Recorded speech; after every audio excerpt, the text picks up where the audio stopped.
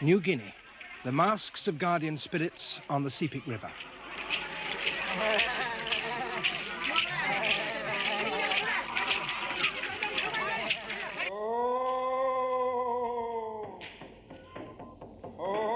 British Columbia, the cannibal birds of the Kwagilth Indians.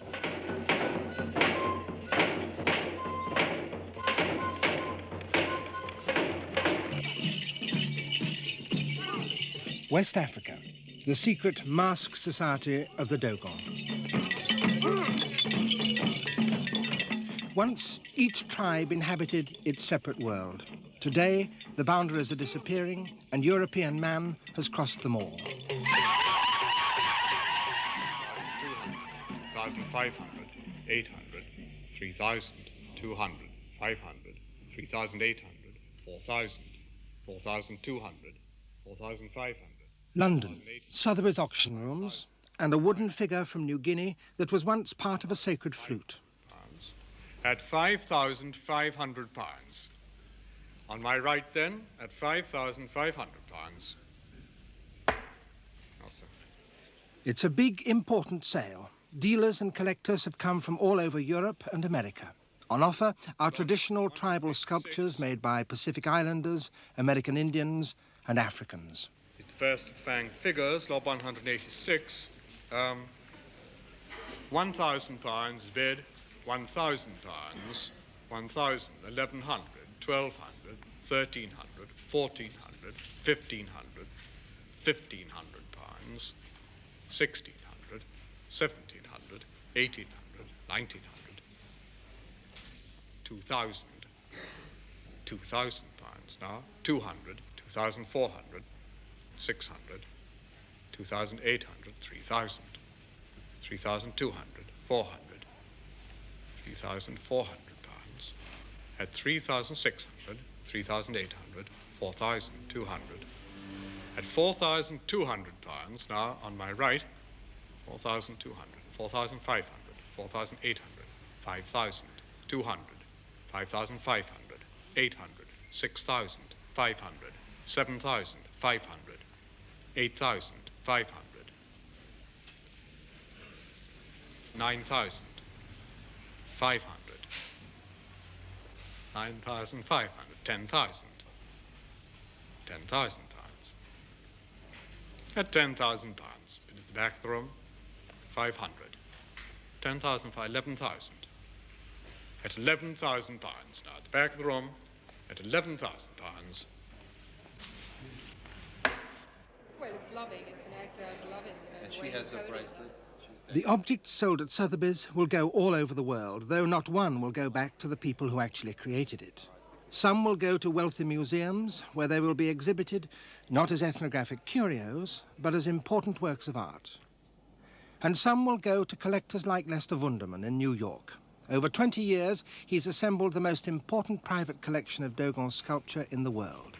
For him, these alien objects have a greater fascination than anything produced in New York, America, or Europe. The first Dogon piece I ever saw stopped me in my tracks. I didn't even know who the Dogon were. And I had seen a lot of painting and seen a lot of art. And I came upon this little piece of carved wood. And it communicated to me in a way that nothing ever had before. And something, it must have taken some part of me, because I became insatiable to know who made it, who carved it, why did they carve it, how did they feel about it. And I began to study about the Dogon, and then I went there, of course. And then I began to look at Dogon sculpture everywhere. And I guess I've seen almost every piece that's available for seeing. And the connection was passionate from the very beginning. What appeals to me is not aesthetics as we understand aesthetics in our art, but the vitality of the sculpture. You can't look at one of these except that you realize that this really has a role in the life of the people and the society. It belongs to them. It comes out from them. What about that piece? Is that a particularly fine piece, do you think? Yeah, this is really unique and one of a kind. This, we know of no other Dogon piece exactly like this round body, and of course these arms used to be complete, but as you can see, the head has been hollowed out by time. It's been eaten by termites, which has stopped now, but that's probably quite old. And the termites have been at it for a long time. Of course, we stopped that, preserve it by having it. In a way, it's one of the answers to people who say, why didn't you leave the art in Africa? In the first place, I didn't find this in Africa. Secondly, I think had it stayed in Africa, it would be quite eaten up by now. The civilized world's appetite for the uncivilized world's art is ravenous. Its demands are even felt in Corrigo village, deep in the heart of New Guinea. These masks of guardian spirits, detached from their costumes of basketwork and leaves, are much sought after by collectors. An old one in the sale rooms might easily fetch £300 or £400 or even more. So traders have already been up to Corrigo, and the Corrigo sculptors are now starting for the first time to carve not just for their own use, but for sale. At the moment, they're still carving masks to the old traditional patterns. But already the shrewder among them are beginning to realize that they're working for an uncritical market. In the past, they carved for people who knew the meaning of every symbol, who appreciated the subtleties of the shapes distilled and refined over generations, and who could see when a piece was sloppily conceived or carelessly finished. But few traders can have comparable knowledge or insight.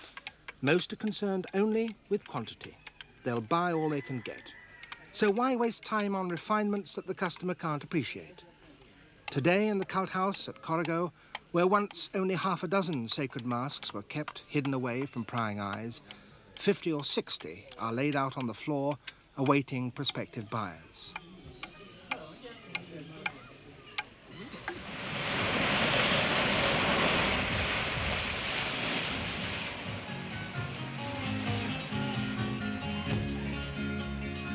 The other side of the Pacific, Hawaii. Once this was a Polynesian kingdom, but Europeans have been coming here for 200 years, and the process that is just beginning in New Guinea is here approaching its end.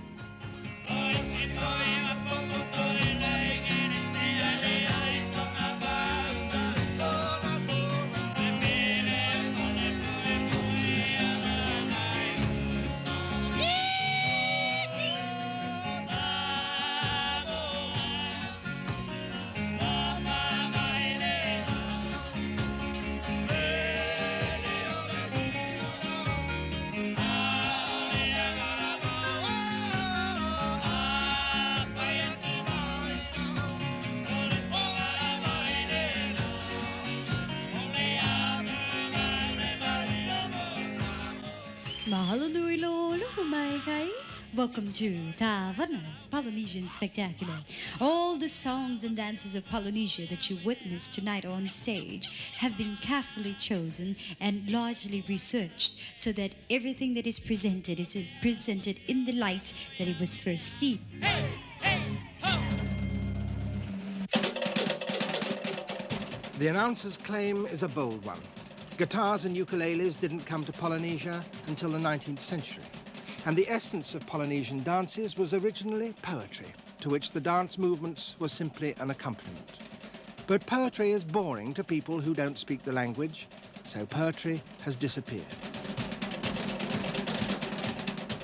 This particular dance comes from Tahiti. You don't have to be a Polynesian expert to understand this message. But it's all that is left of a rich range of dances that the island once possessed. Some dignified and subtle, some witty, some aggressive and dramatic, all but this one ignored or lost.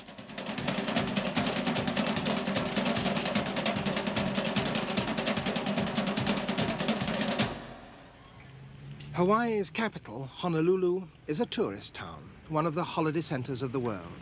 Surfing was the sport of the Hawaiian kings, and today's surf enthusiasts flock here to ride the spectacular breakers. Others come to try and catch a glimpse of the Polynesian island paradise that lives in everyone's imagination. And there are plenty of people to cater for them.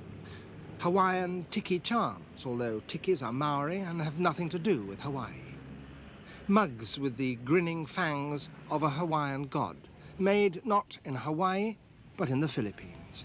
Everywhere, you're offered souvenirs with highly authentic-sounding names. They come in all shapes and sizes, lamps, candles, key rings, and this is a bottle opener. And on its back is a label which says, "The Hawaiian God of Happiness." He is a cuddly little imp. He loves to be touched. Rub his tummy and it makes him happy, and it makes you happy too. All pure invention by the tourist trade. There never was a God of Happiness in ancient Hawaii. And this little plastic knick-knack is what has become of the once terrifying image of Kukailimoku, the great Hawaiian god of war, the eater of land.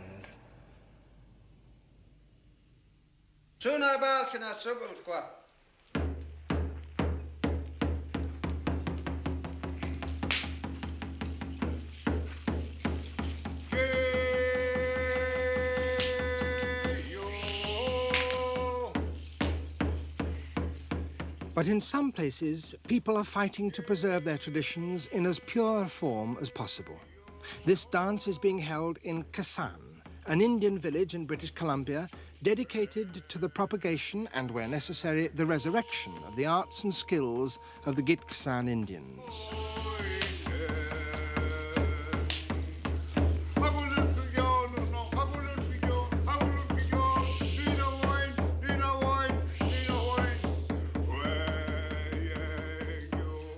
All kinds of skills are practiced at Kasan. The technique of weaving traditional blankets was totally forgotten. Kasan heard of an enthusiast in Oregon who had worked out how to do it by unraveling one.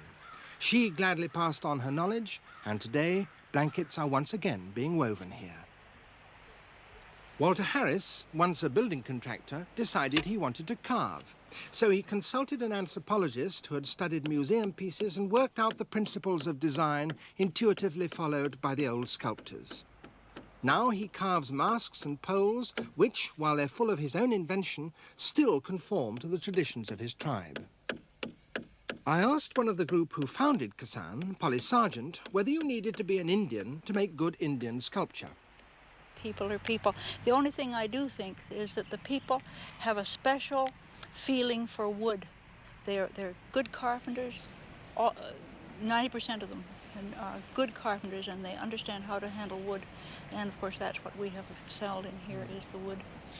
So the fact that the artists who are working here are all Indians is of course deliberate, but not essential. I don't think so. Yeah. Why were all these poles and masks carved in the old traditional times? Why were they done? They were done so a great chief could say, this piece is mine, this land is mine.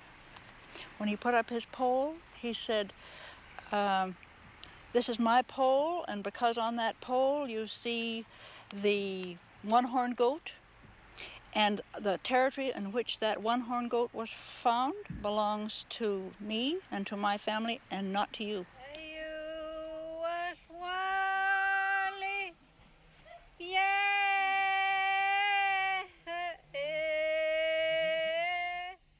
Perhaps one of the reasons why Kasan has been so successful is that the things made here are bought not only by white visitors, but by the Indians themselves and used for their original purposes. Old people draw solace from hearing once more the chants of their youth. And the young see in the old dramas a way of recovering their pride in being Indians, a chance of stating their identity in the face of the ways of the whites that threaten to swamp them.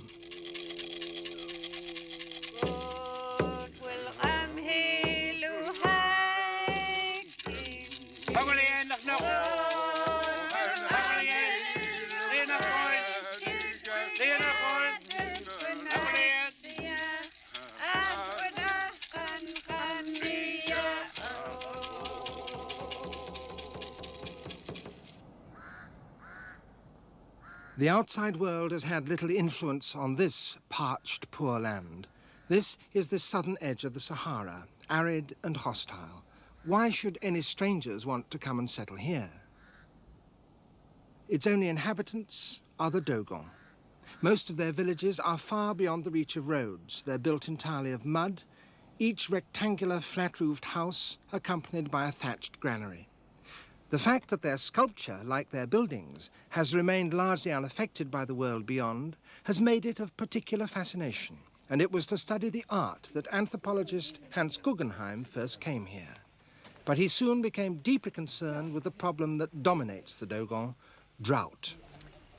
The spot where we are standing now is filled with water at one time of the year. It is inundated, because when we say that there is no water here, what we mean is that the water that comes down during the rainy season in huge downpourings disappears after a very, very short time.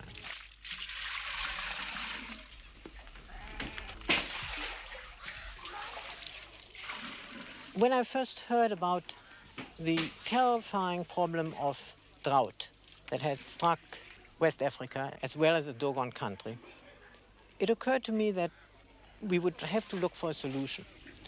And I thought, could one not develop a granary with modern technology that would make it possible for people to store rainwater? He worked out a way of lining the inside of these granaries with chicken wire, plastered with cement, which would turn them into giant cisterns. And he persuaded the chief of one village to try it. But before work could begin, the gods had to be consulted by means of an oracle.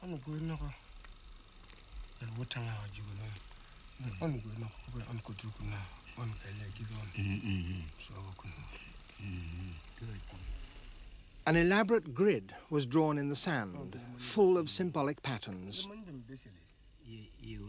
During the night, a fox had trotted over it, attracted by small pieces of bait. If his foot had trodden on certain symbols, it could mean that it would be disastrous to start building a water granary.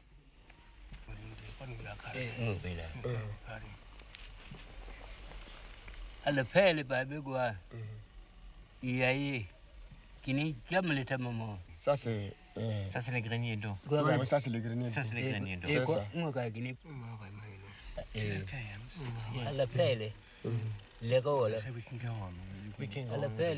Happily, all is well. Custom also demands a sacrifice before the building begins. If such traditions are neglected, the people would certainly have no confidence in the project. Indeed, the builders might not dare to start work for fear of the consequences.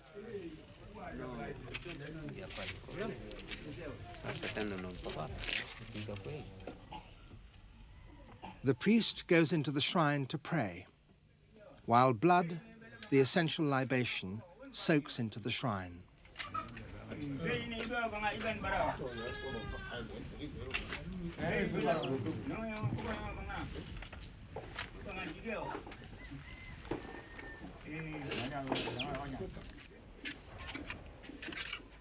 So the experimental water granary was built. The village craftsmen understood exactly what was required. The cistern was so sited that rainwater from all the surrounding flat roofs would drain into it, channeled through pipes. But could a granary of mud, lined with no more than cement strengthened with chicken wire, contain such an immense weight of water? Would it not burst? Hans Guggenheim's American experts had assured him that it would hold, but there was still a lot of doubt.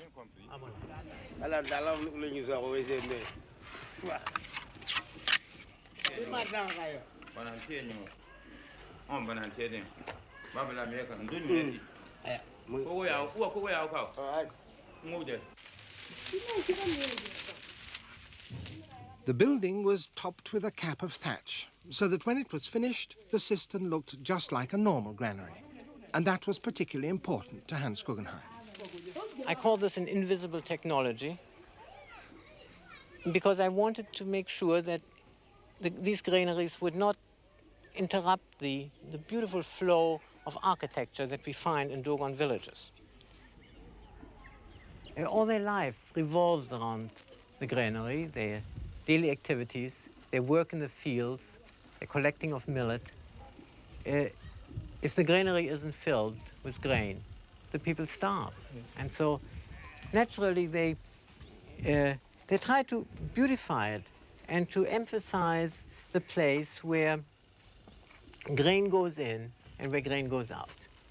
And that is why we have these beautiful Dogon doors that have been carved over centuries. Many of them have been bought up by tourists and foreigners who've come, by collectors, and are now in the museums. Yeah. But they still try to maintain the tradition. They still attempt to carve locks and to give meaning to these buildings. Mm. And so I felt that it would be important to also have a door carved for this particular granary and for all the granaries, water granaries, that will be built subsequently.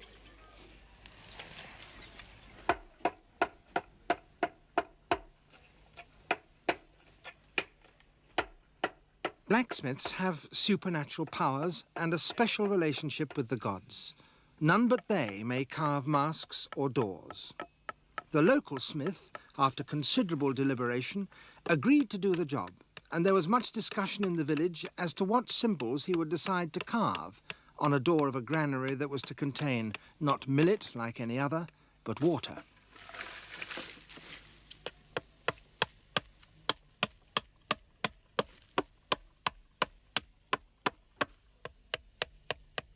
Hans Guggenheim believed that this one door could be of great importance to his project.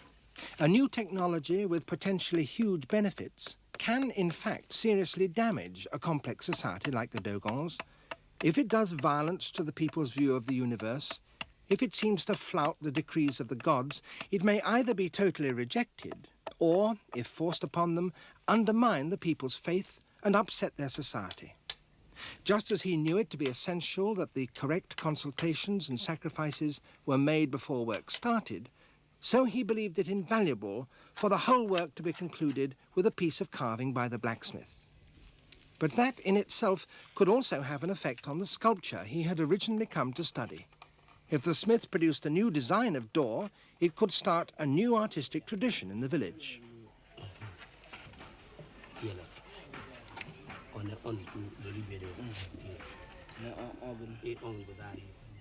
And it was a new kind of door. Beneath the line of ancestor figures which traditionally stand guard on doors made in this particular village, he had introduced a new element, a frieze that told how this first ever water granary came to be built, how a goat and 2 chickens were taken to the shrine and there sacrificed, and how the fox had trotted over the sand oracle and foretold success.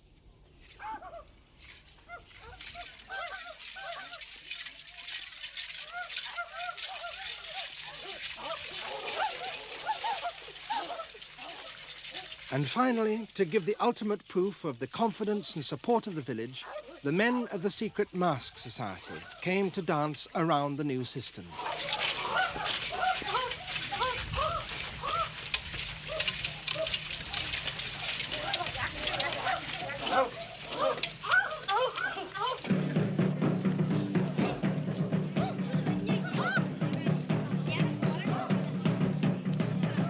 3 months later, the rains came again. The cistern filled to the brim and held. It could be the beginning of a change that could transform their lives, give new impetus to their art, and yet not weaken the traditional structure of their society.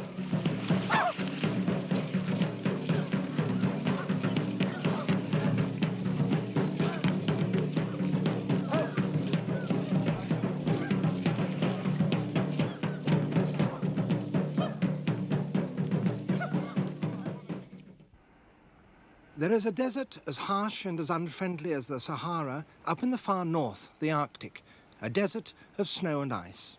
There, too, men somehow manage to live, and there, too, in conditions so severe that there can be little time for inessentials, they carve. Since they had to carry all their belongings with them on their long journeys over the ice, it's not surprising that their sculptures traditionally were very small. Most of them were of walrus ivory. Here is a little walrus, a seal, a whale, and another seal that's been skinned. But tiny though they are, their form is extremely subtle, and perhaps that comes from the fact that the Eskimos' eyes must be miraculously attuned to the very tiniest variation in shape amongst the ice floes that might betray the presence of a polar bear or a seal that they're hunting. Most are clearly functional. This is an adze, engraved and carved with a mysterious face. And here another one with the figure of a snow owl and two strange figures crouching above it.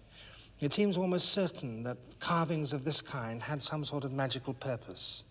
This is a spear straightener in the form of a crouching caribou, and on it engraved lines of caribous and hunters. But some are much more mysterious. These are swimming geese, perhaps, but then some have human faces. And here is a strange seal figure. Perhaps these were counters in some game, or maybe they were part of the apparatus of a magician. Whatever they are, they're part of a tradition which stretches back unbroken for 2,000 years. But then, in the 1950s, things changed.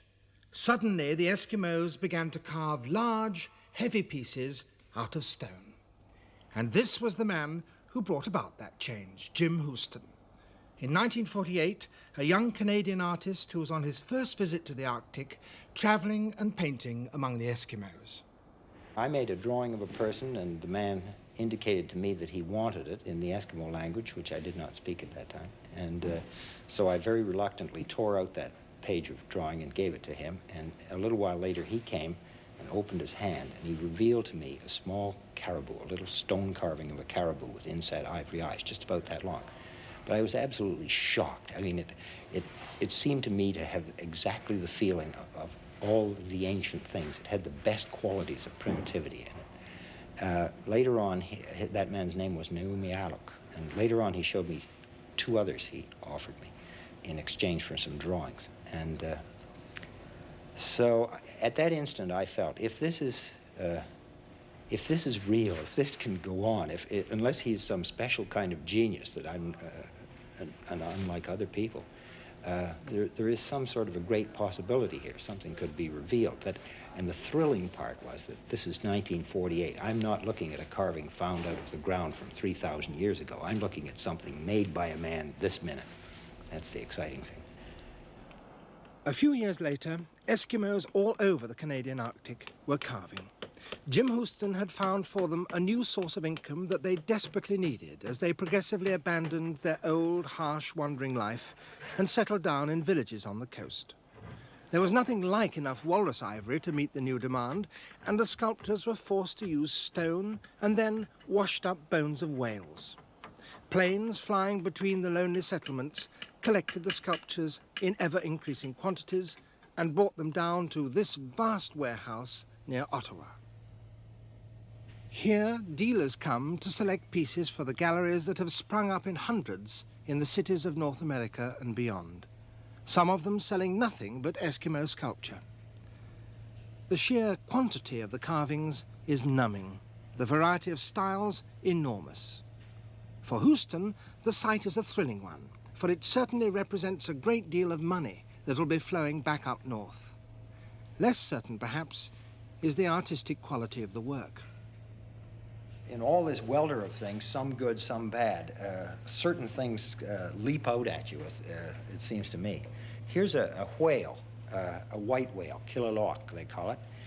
And it seems to me notable because it has the essence of what he seems to suggest. You see the sort of fatness and the weight of the whale. You see a driving movement, and even the stone, which is a soft green jadeite, has a sort of watery significance to it. You see the shine on his spine and so on. He carves it all around. He keeps after the details. He thinks of the thing in the round. It's a round object. He doesn't just think of it as a thing to set down, and so one view is not important. It's the whole total animal is important. I don't care for that very much. Personally, I would love to cut that off, but this seems to have such a virtue in it. It starts off, it seems to orient itself right here, and in this case, the man has decorated the stone in a rather old way by engraving it and cutting into it, but he gets a great sense of driving from the center. Well, now, the mere fact that you said you would cut that off, might not the chap up in Cape Dorset or whatever say to the man who's carving this, if I were you, I'd cut that off, And wouldn't that be the European telling the Eskimo what to carve? Yes, it would. But the man up north is almost in every case not a man, an art man at all. He probably wouldn't. The danger may be that he said, "Would you put that on?" Well, exactly. But I mean, the mere Right. fact that he says anything might mean that the Europeans are changing the way the Eskimos carve. Yes, I think that's true to some extent. That change, in some people's eyes, has been very much for the worse. An anthropologist who knows the Eskimo well, Edmund Carpenter, is very critical of the outsiders who have fostered Eskimo art. They encouraged the Eskimos to make scenes from the past. When the rifle was already in use, now they were showing harpoons in use. And often you'd find that the Eskimos would copy things from catalogs, from mail-order catalogs, and the Canadian government would have to destroy these objects because they didn't want people to feel that this wasn't a native craft, a native art form deeply rooted in belief. Well, of course, it wasn't. This is a carving that interests me tremendously. This is a shamanistic piece, a big vertebrae of a white whale. Here we see the devil's foot with very pointed claws, unlike a human foot. Everything is in balance and yet sort of out of balance. You see this hand, remarkable. Do you see these faces? The pair of them beautifully and magically in balance. And the keynote of the thing is magic. And that looks, is that a truly traditional... Absolutely. Mermaid? The one who waves her arms. When the kayakman sees her, he beckons to her and says, "Kylie, Kylie, Kylie," and she answers to him. She's very old in Eskimo mythology and very important, the sea goddess. The most important figure in Eskimo mythology, everywhere in the north, without exception, is Sedna, or Nuliayuk. And it's a very complicated story of a woman who loses one eye and loses all of her fingers and so forth, and she's unable to comb her hair and so forth. Today, she lives beneath the sea. Today, when the Eskimos carve her, they make her into a mermaid. And they show her with her hair carefully groomed, with fingers, and with two eyes. The myth is gone, the whole meaning and story of the thing. And it was the most profound story. I think it was like Orpheus. It was like the Christian story, if you wish. And that's gone. Now it's simply a paperweight. I see the modern Eskimo art as Western. It's designed for Europeans. It has no meaning except financial return for the Eskimos. We've asked them to make art that we like and to make it cheap enough so we can afford it. But we've told them what we want, and they've made it. They've done a very good job. It means that every man can have his own Henry Moore now, in stone. But it's not Eskimo. I really feel there's a basic indignity that cannot ultimately escape having some influence, and it's the indignity of asking people to be other than themselves. Our unwillingness to accept people on their own terms. Our demand that they become like us, consumers in our world, enlarging our market. And then we say they're welcome, but they're not welcome as people who are unique and different. There's no coexistence. You know, to me, art, alien art, becomes really exciting when it forces you to go beyond your own identity, when it really challenges you, not when it confirms all of your previous convictions, but when it's a very painful experience to try to come to know it and to appreciate something that really lies beyond the scope of the identity that you chose for yourself. Now that to me is education, and it may well be what human relations are about too. Africa again, this time Nigeria. These figures are also the result of an interaction between European and tribal traditions, but here the result has been very different. These figures were not made to sell to an unknown alien public living far away, but to serve a religion that is founded in the very ground on which they stand. They are part of a strange revolution that has produced something totally new in African art. It all began here in this sacred forest at Oshogbo, one of the holy places of the Yoruba people. This is the ancient shrine dedicated to Oshun, the goddess of fertility and water. And it's supported by these pillars, which traditionally are quite bare. But in 1961, they were falling into disrepair, and Susan Wenger, a Viennese artist who had come to settle in the town, managed to get some money to commission their repair. She engaged two of the local builders, and as they worked, suddenly, under their fingers, appeared these strange images. Some are half hidden among the branches and roots of the sacred grove. Some are giant shrines where the people come to worship.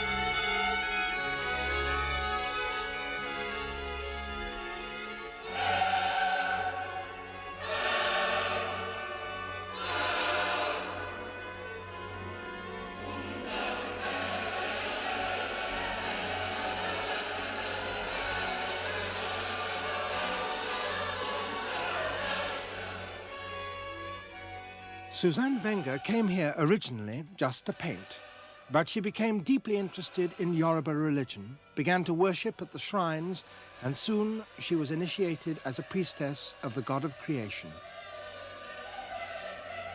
In her studio, she works mostly in batik, a method of painting on cloth with molten wax and colored dyes that originally was developed in the Far East and which she had learned in Vienna.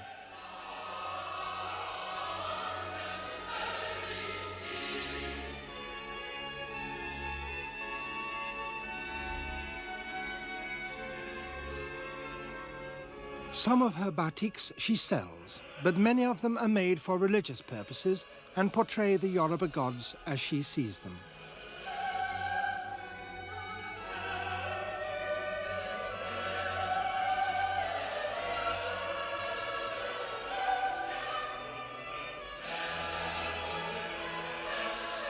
Working with her are other Yoruba artists. Some of them have taken up the art of batik painting. Nearly all of them carve, and it is their statues that crowd every room in the house.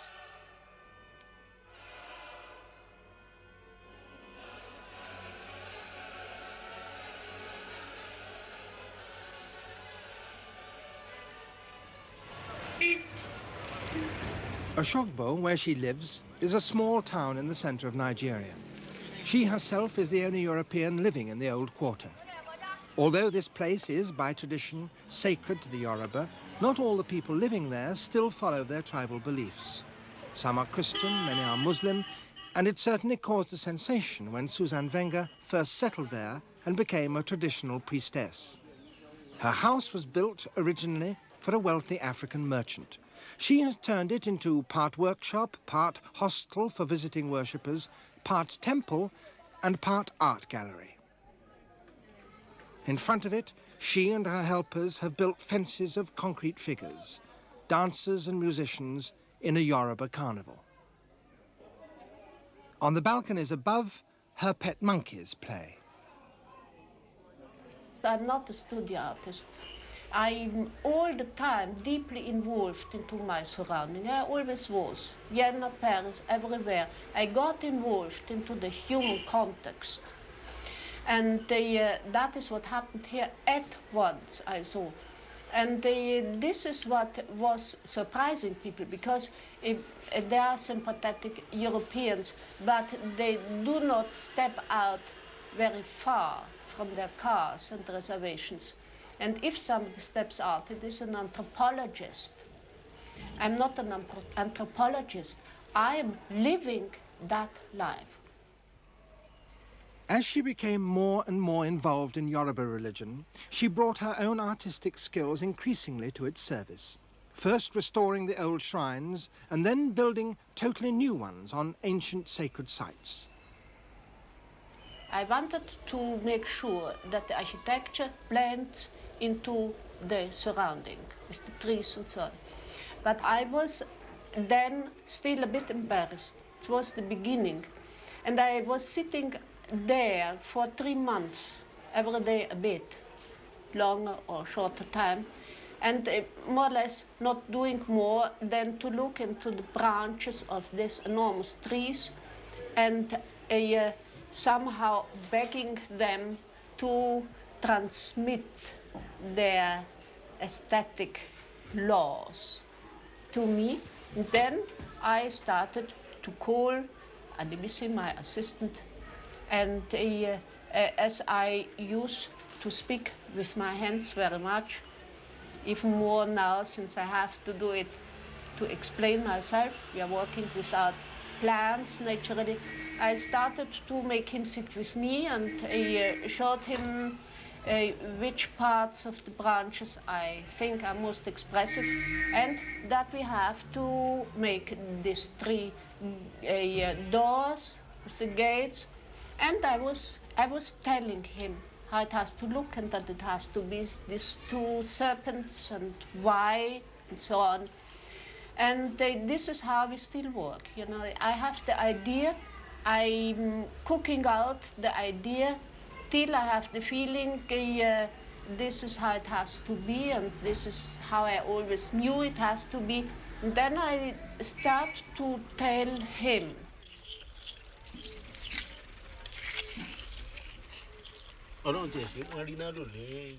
Work is unceasing.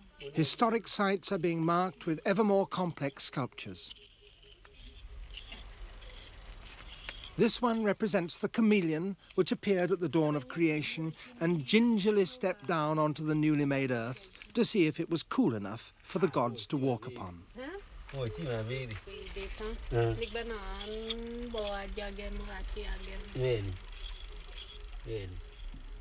There are many, both in Africa and Europe, who regard these new shrines as desecrations.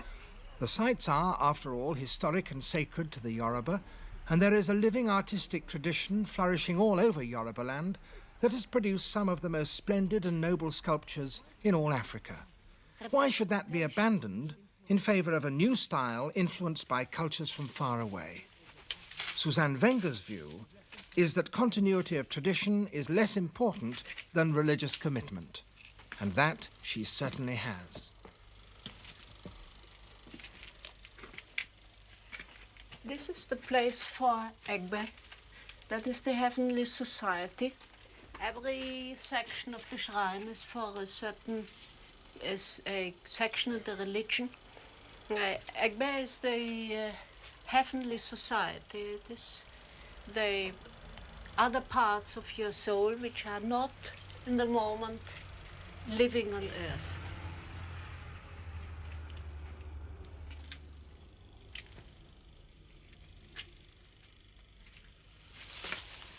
Florid fawns, that's a flower, that are flowers, but also seeds.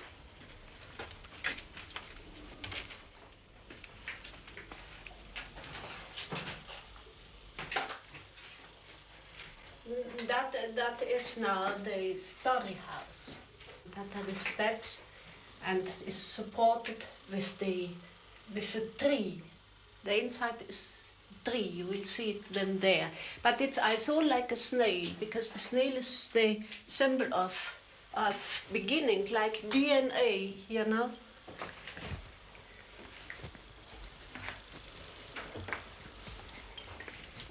We are entering now the womb of creation. So it is also the basis of the tree of derivation, which you see now here. That is the tree of life, the middle, who supports this building.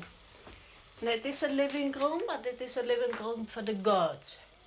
The only people who impersonate the gods can live here unharmed and happily. So that is a bed and a cupboard and windows to look out, to everything under the shadow. And who does come and stay here? Do you stay here ever? Oh yes, I do. For how It long? is it is just as I like. You know, there's no any obligations.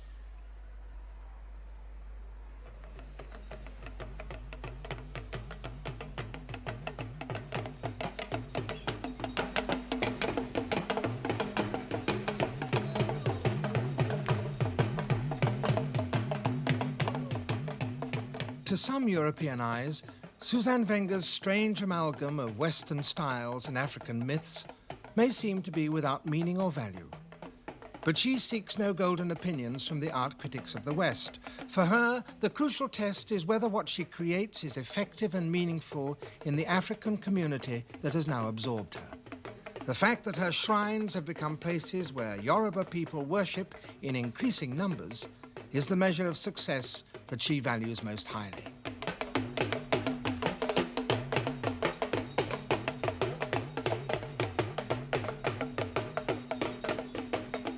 For Suzanne Wenger and the Yoruba, the driving force of art is religion.